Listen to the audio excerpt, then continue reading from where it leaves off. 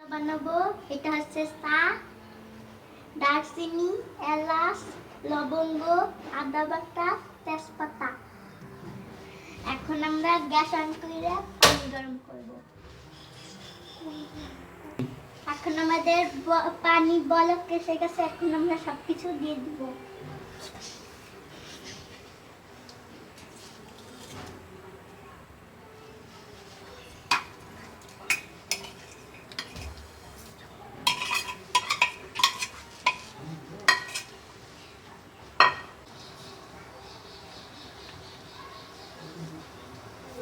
এখন আমরা চা হওয়া পর্যন্ত দেরি করব।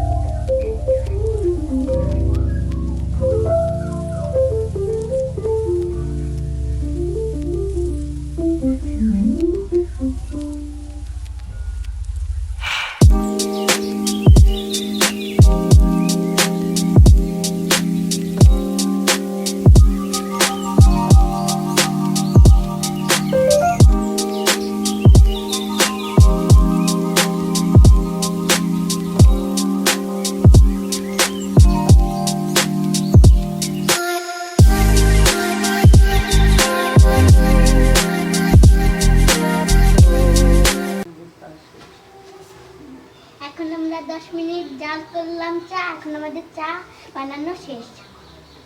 এখন আমরা ঢেলে দেব। পানি দিয়ে দুধ গুলাবো। এখন আমাদের পরিবেশন করা হয়ে গেছে। আমাদের এই মশলা চাটি খুবই সুন্দর হয়েছে।